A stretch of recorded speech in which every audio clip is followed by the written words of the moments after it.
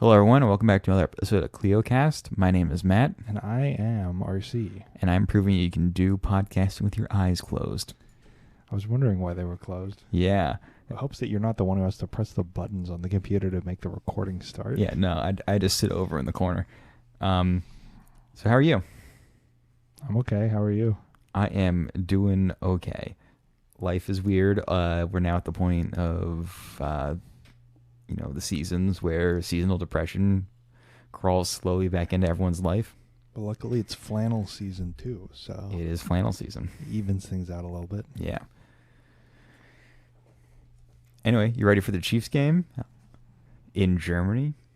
Yeah, I think so. I mean, after they played the Broncos, it wasn't too good, so I'm kind of worried we're just going to get absolutely curb stomped by the Dolphins, but I don't think that's going to happen.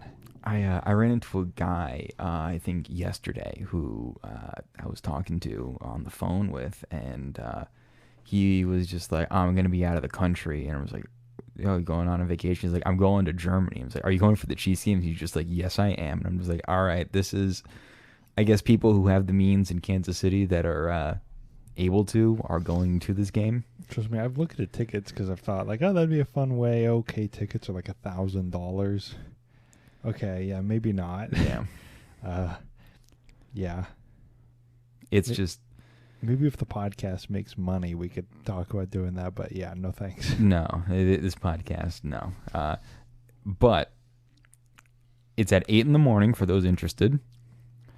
I know my neighbors are doing a outdoor brunch to watch it. Well, that's breakfast, actually. And everyone's going to I think that is just fully breakfast. Yeah, so my neighbor bought like one of those like propane like griddle things. Not like the Blackstones, but not Blackstone branded, like a off-brand of Blackstone. And he's just like, I'm going to make breakfast. And it's just weird. Also, my brother is bringing a propane like heater. And it's just like, this is so weird. To sit in the driveway? Yeah, just to sit in the driveway and watch the Chiefs game was going to be so cold. I'm probably going to sit in my house and watch it. Yeah. I'm not going to sit outside. I guess you guys do like a neighborhood thing, but... Yeah.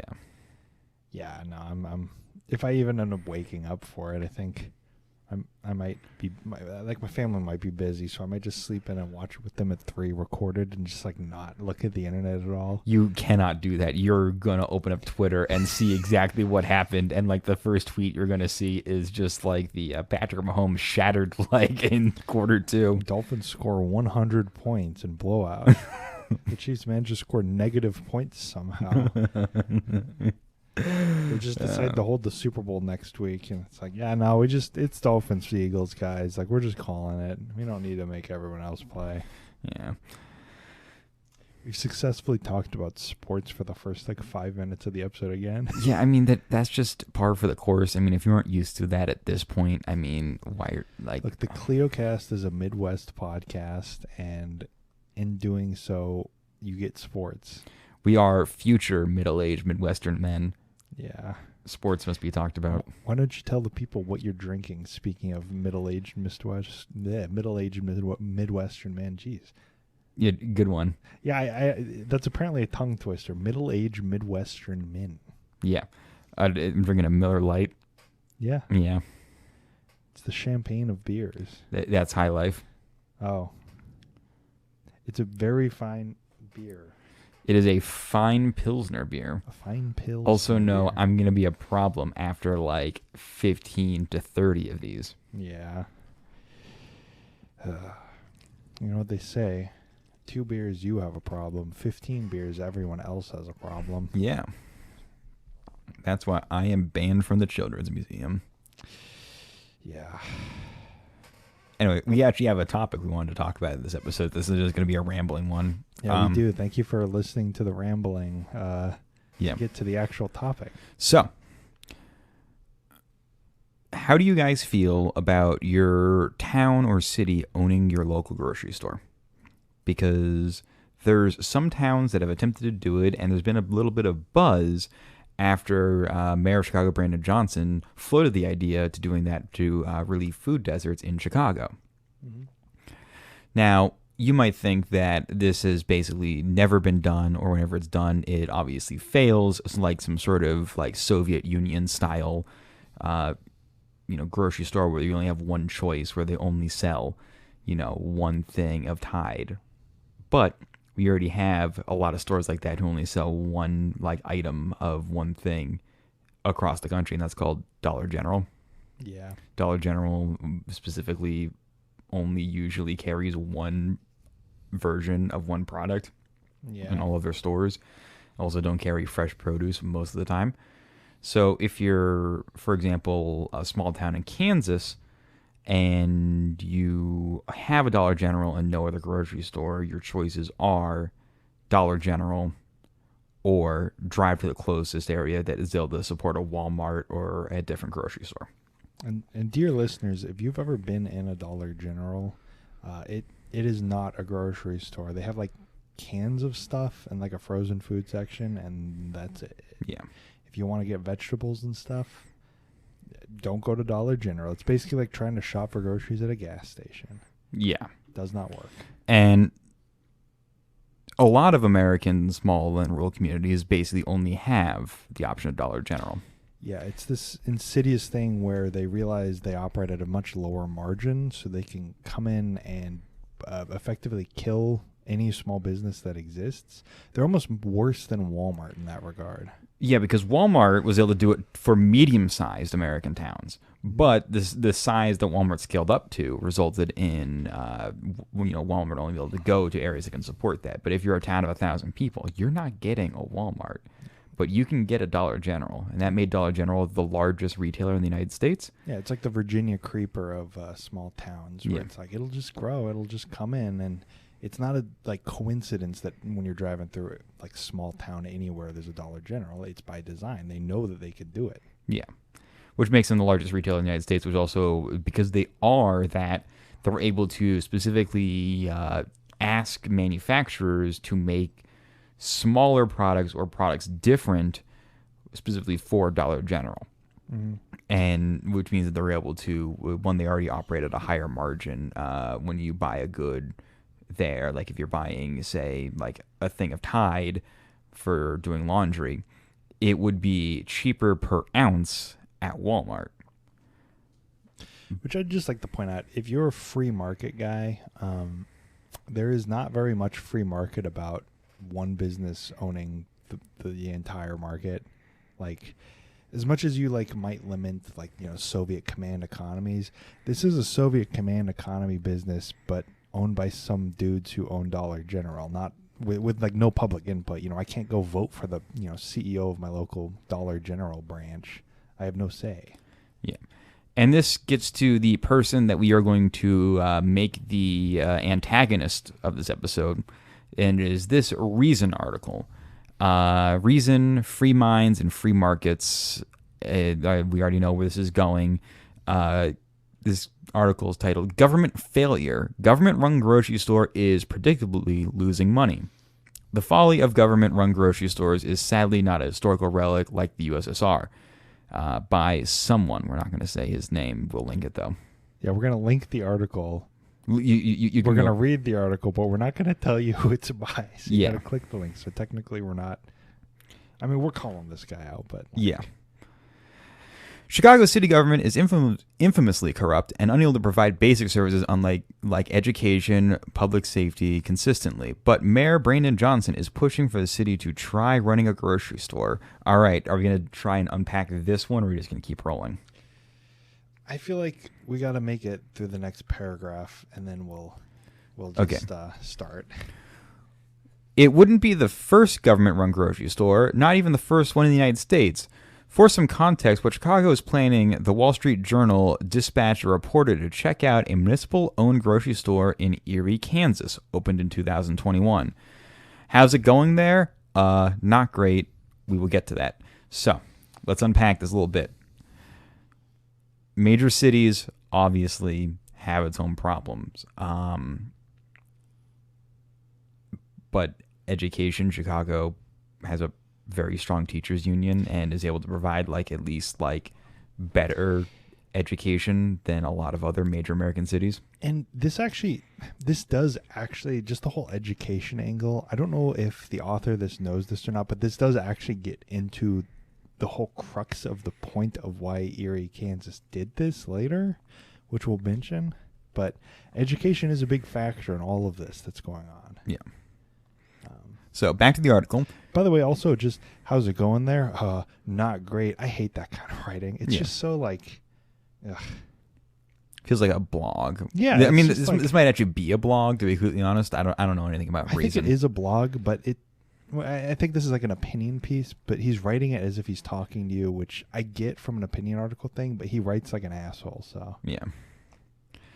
Erie Market. This is the article. Erie Market, which the city took over in 2021, is losing money every month amid stiff competition from a Walmart 15 miles away and a Dollar General across the street. Reports the Journal's Joe Barrett. Erie Market posted a single profitable month during 2022 and lost $132,000. Okay, let's just keep going.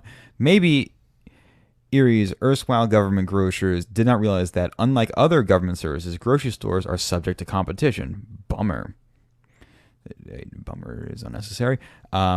It's like he's like a catty teenager. It's just like, oh, bummer. Stacy didn't put on the right makeup. Oh, ouch. It's like, oh, I hate this kind of writing. But city officials, quote, aren't giving up, they tell the Journal. Meanwhile, the store's manager says the goal is to only lose $100,000 this year.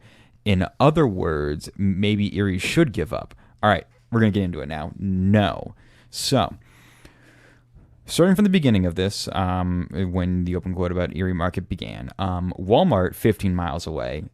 I feel like you're underestimating how far 15 miles away is for an errand to run for groceries, especially if you are to forget that all of us have done it. We've forgotten an item at the grocery store and we need to go back and get it. Well, 15 miles is a pretty long way to go, in all honesty. Mm-hmm. And we're trying to get the Google Maps up now of the. Well, I had looked this up earlier. Is it in Chanute? I think so. I mean, it's not 100% clear, but it is. Yes, it is 17 miles away in Chanute. Yeah, which is according to Google Maps right now is a 22-minute drive. So you're 22 minutes. So all around, you're over 40 minutes round trip to the Walmart Supercenter. And if you forget something, you're another 40 minutes down. Or you do your probably monthly grocery trip, and oh shoot, the corn went bad. Yeah. Well, now I got to drive 40 minutes to get corn, or just not have corn. It sounds like not that much to somebody from Chicago, where you're not actually used to having a commute that long. Yeah. But it gets really annoying. There's a reason. 40 minutes round trip is for the 15 mile away Walmart, which is actually 17 miles according to our Google Maps lookup. Yeah, which is like, remember, people have jobs. Not everyone's like an article writer for Reason. People get home from work and want to cook, and oh shoot, now I have to spend 40 minutes in a car after work going to the grocery store.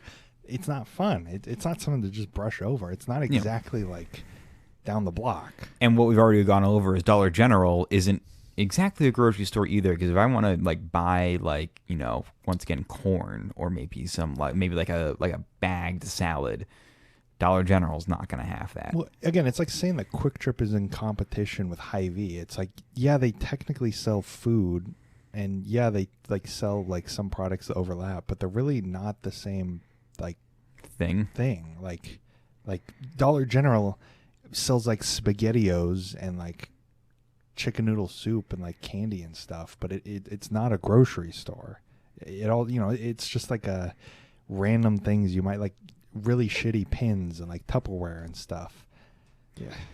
So there we go. We took apart that. Now, a single profitable month during 2022. Well, it's only a year into operating, and also they're operating it as a city good. Yeah. This is a public service, which you mentioned later on in the article, that government services are subject to competition.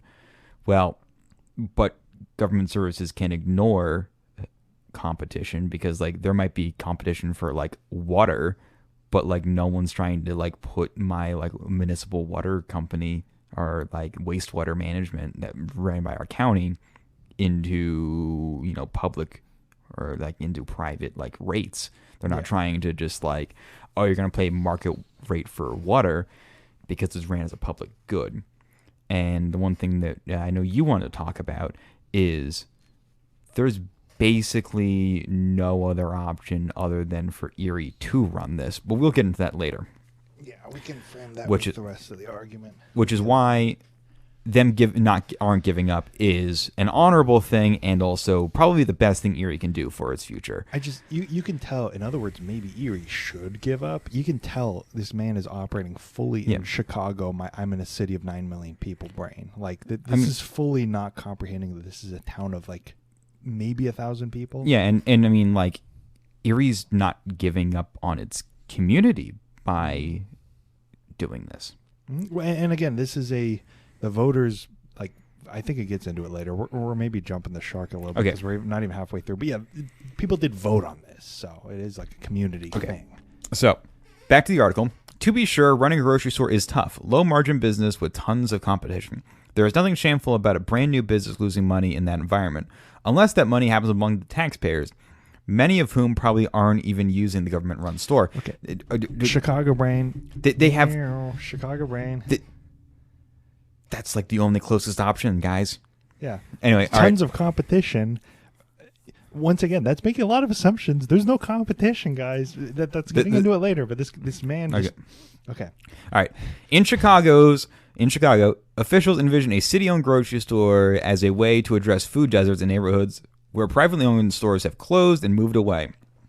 But rather than trying and inevitably failing to duplicate those services at the public expense, Johnson should instead listen to why the likes of Walmart and Safeway have bailed. Grocery operators have pointed to crime and homelessness as reasons why they've needed to invest in more security, driving up costs, Chicago Sun-Times reported earlier this year. Grocery store chains don't have some anti-Chicago bias.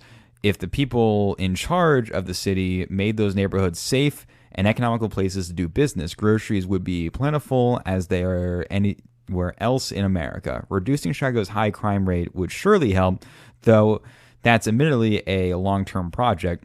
There is something city officials could do almost overnight: reduce Chicago's commercial property tax rates, which are some of the highest in the country, or the city's high sales taxes, which incentivize consumers, the ones who can anyway, to do their shopping outside of the city. So this is the crux of the argument is, no, we shouldn't do this thing that works. We should instead lower taxes. Yeah. It's just a libertarian argument of assuming everything exists in a perfect free market vacuum, and therefore if we just like make nobody have tax, then we live in utopia. And it's like... You realize that humans hoard wealth, right? Yeah. Like the trickle-down economics doesn't work, and that the best way for actually like attempting to redistribute, funds for the good of almost all of society is handing it to at least a well-managed government. Or like just if the people in the charge of the city made those neighborhoods safe and economical places to do business, it's like maybe having like food available in the neighborhood at like a reasonable cost that isn't going to like disappear when Walmart decides they need to fire 6,000 people to make their line go up. Maybe that's a way to make that neighborhood more safe. Because again, it's not that grocery stores don't have some anti-Chicago bias. It's just that corporate culture does not like entail investing in community anymore. Yeah, and also, I mean, you need to, that's addressing economic factors of why there's some neighborhoods, especially in American cities, that are inherently poor, and that roots back to, I mean, the place where a lot of these people retreated to, which is outside the city of Chicago, which, drained the like tax base and economic base of almost every major American city. People fled to suburbs, but we're not going to get into that at this point. We're like chomping at the bit to get into it, but there's a whole nother section to this thing we're going to do. So if we keep cutting ourselves off, we will get back to it. Okay. At best, a government-run grocery store is merely addressing the symptoms, not the underlying problems plaguing Chicago, and it seems unlikely to improve the symptoms for that matter. Now, okay, what happens when you're sick? You usually like combat the symptoms, right? Yeah. That's how you get. Also, what are the symptoms? Is it like the crime, the underlying problems plaguing Chicago? Is it just like, wow, the crime's bad, and having people be able to afford food would not solve crime at all? Isn't the underlying problem the fact that there's people who can't get food without having to also drive 15 miles outside of their neighborhood in Chicago? Most of the crime that he's like purporting is probably just people not having opportunity, and like making baby formula not $70 a carton would probably help people to be able to, have money to spend on other things. Like it's just like, it does address the symptoms, which helps like cure it. Like, I don't know. It's just. All right. As reasons Nick Gillespie pointed out last month, this is open quote from this guy, "This is not progress, it's decline, and it's epically confused scale. If the wide sweep of the past century or so made anything clear, it's that governments at all levels really do not need to be involved in the provision of basic goods and services, whether we're talking about food, airlines, utility, communication, garbage hauling, healthcare, taxis, or even a post office. When the internet raged, when's the last time you actually visited that museum of dead letters? Last week, actually, in my case. We don't even need the government to get into space anymore. Yet, Chicago's government needs to get in the grocery biz, ? End quote. Okay. Let's see. The last time I visited, when was the last time you visited the post office? I visited it 2 days ago. Last week. Yeah. You don't even need the government to get into space anymore. SpaceX would not exist without the government. SpaceX is entirely funded by the government. That's the only way they make money.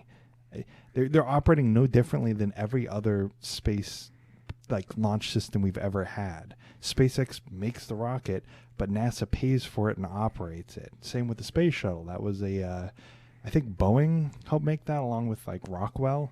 Saturn V, that was Grumman. Mm-hmm. It's like, yeah, private companies make it. That's how it works. But we've always had the government involved. Let's see. Healthcare. Do you want to talk about every American on currently Medicare, which is every person over the age of 65? So utilities, where in the entire country is there private utilities? Because I think Texas, you're allowed to buy it from different companies, but it's still not private. Jim doesn't own a coal plant that he sells you electricity for. This is just and it's also here, let's, as a reporter at Reason, I'm going to cite another reporter at Reason who's not actually citing any sources. He's just saying an opinion, but he writes for Reason, which is the article I'm also writing for. It's wow, really great circular reporting. Also, communications, there used to be, you might have heard of the company called Bell. Bell was a actual monopoly. They basically domineered the telephone market, and eventually the United States government, because Bell was basically fixing the price because they had a monopoly, they had to be stopped by antitrust laws by the federal government, be broken up, which allowed the free market to be able to start bursting into telecommunications the way that they did. Also garbage hauling. Where we live, we have different garbage companies. I had one that was a glorious private company that did not pick up the trash for 2 months despite us paying them money to do so. And we would call them and say, "Hi, you didn't pick up the trash." They'd say, "Sorry, we're sending a truck specifically to your house the next day to pick up the trash." And then that didn't show up, and we're like, "Hey, the truck you sent did not show up. Can you send another one?" They're like, "Hi, yes, we'll send one tomorrow. We're very sorry. Also, you need to pay us money for this now." And we're like, "Hi, yeah, we've been paying trash. You have not picked up trash for 2 months." And they'd be like, "Oh, sorry. Yeah, we're just that was." And then we switched trash providers. And you know what? My parents, who live in a community with a government-run trash service, they have never missed a trash pickup once. It's as soon as we moved to a place without a government run, where it's a private company, that we started having issues. We have never had issues with the city run one.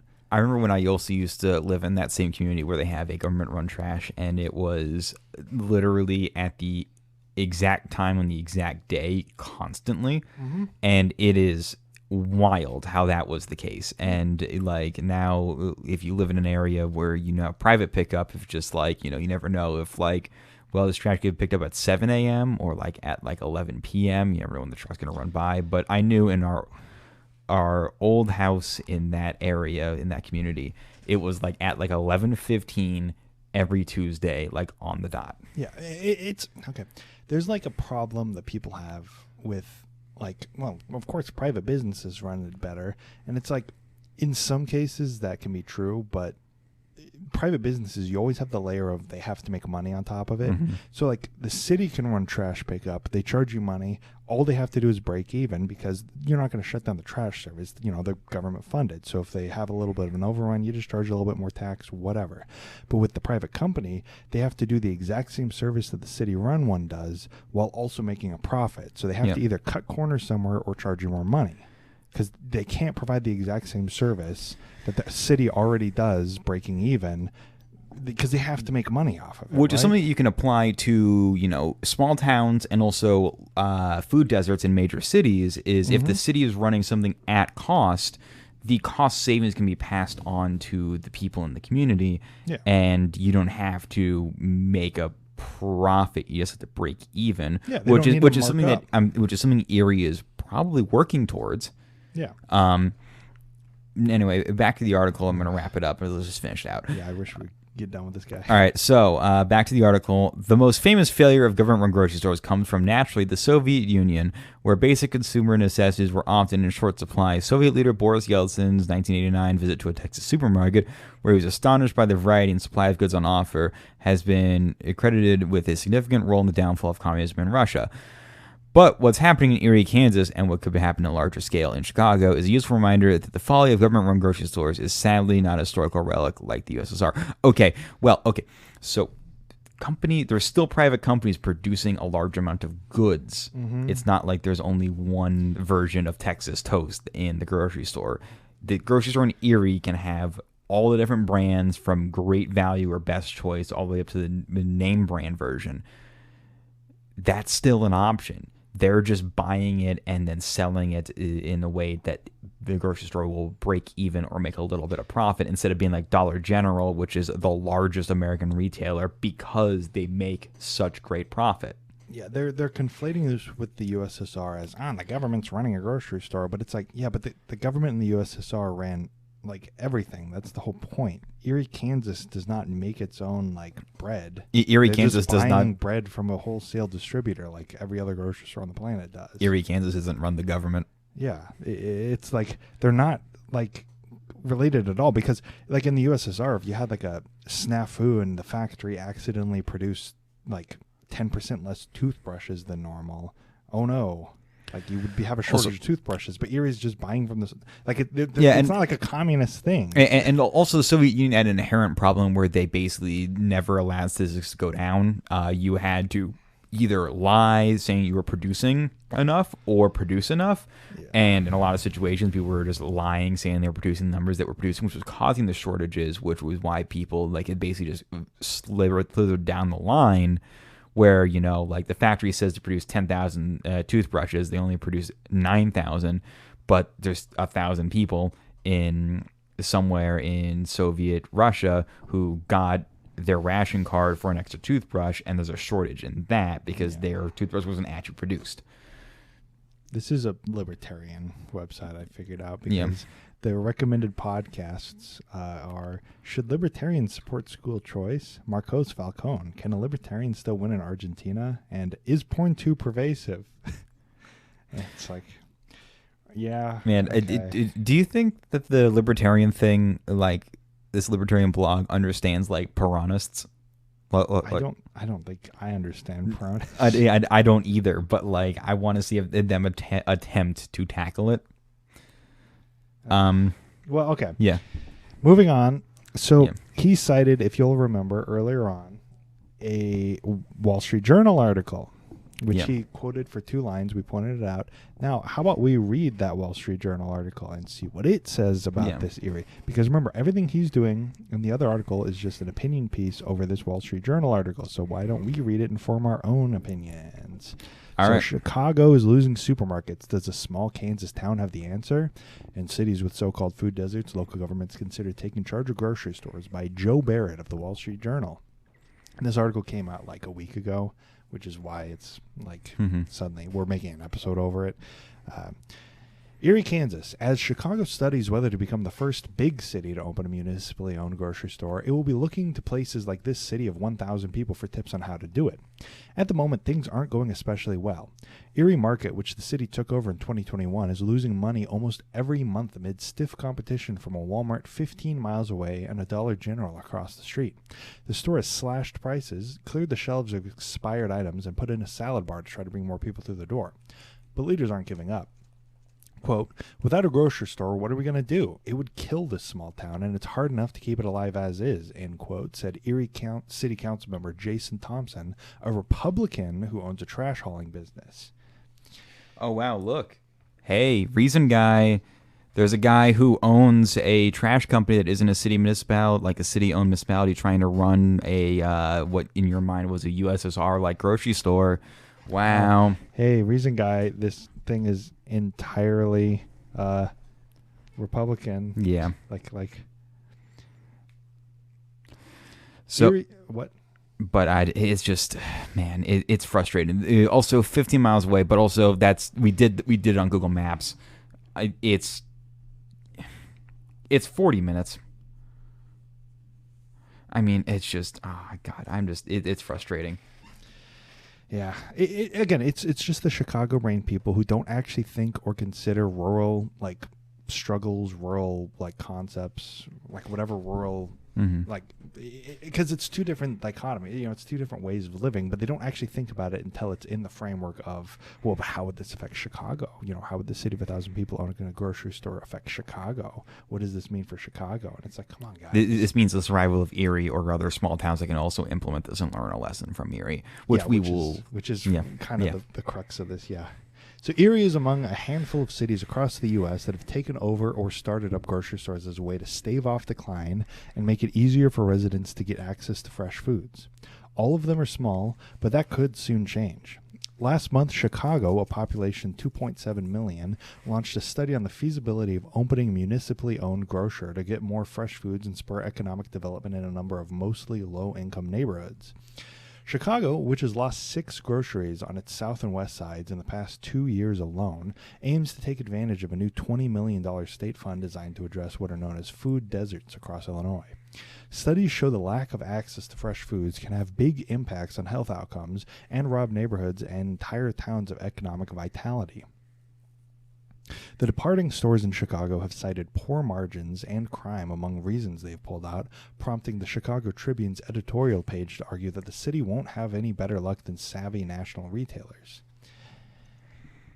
Amaya Pawar, a former Chicago City Council member and now senior advisor at the Economic Security Project, a liberal nonprofit that supports things like a guaranteed income, says cities have long-run complicated businesses like airports, and just because private companies have given up on some parts of the city doesn't mean the city government should too.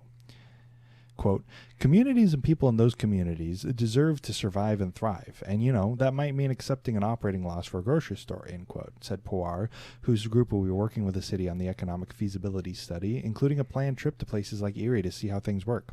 Quote, a grocery store is a high-volume, low-margin business. We understand that, but it isn't rocket science, end quote, Pawar says. Yeah, I can't imagine that operating like a municipal transit system is much more difficult than operating a grocery store, having worked in a grocery store. Because all it is buying product, keeping track of what products sell and don't, and then selling product. And if your product isn't selling very high, just buy less of it. Like, it's not, it really isn't rocket science. Yeah. A fully city-run store like the one in Erie is only one option the city will look at, said Umi Grigsby, Chicago Mayor Brandon Johnson's chief of policy. The city could also partner with local nonprofits or private grocers, and solutions look differently in parts of the city. Quote, the goal is for us how the city can fulfill unfulfilled promises in underserved neighborhoods, end quote, she said. In Erie, where grain processing is big business and a small park with metal sculptures of dinosaurs is the main attraction, the challenge turned out to be bigger than officials expected. Less than 10 miles away, the even smaller city of St. Paul, population of 600, has run a successful city-owned grocery for about 16 years. Yeah, hey. Wow, this is an article the Reason Guy cited. It's incredible that he didn't mention it once. That there was a successful, profitable grocery store ran very close, but 10 miles away for 16 years. Yeah. And probably Erie got the idea from St. Paul. Not probably. It says it in this article, too. So Rick Giefer, who was mayor when the grocery store opened in 2007, said the town hadn't had a grocery for 20 years and was facing threat of losing its high school. So, once again, iterate. They didn't have a grocery store for 20 years. So when and it was impacting the education of the community. Yeah, so when we're talking about like education, like we are, Mr. Reason article guy, they were about to lose their high school for their city. Think about that. There's not a private school. There's nothing like that.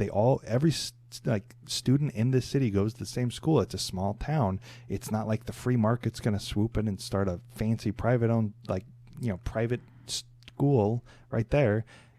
But this is it for this town, It's a completely different framework than you're operating in over there in Chicago, This is for the survival of these small towns. Also, 20 years, since 1985, they didn't have a grocery store. So once again, Mr. Libertarian Reason article guy, there was no competition.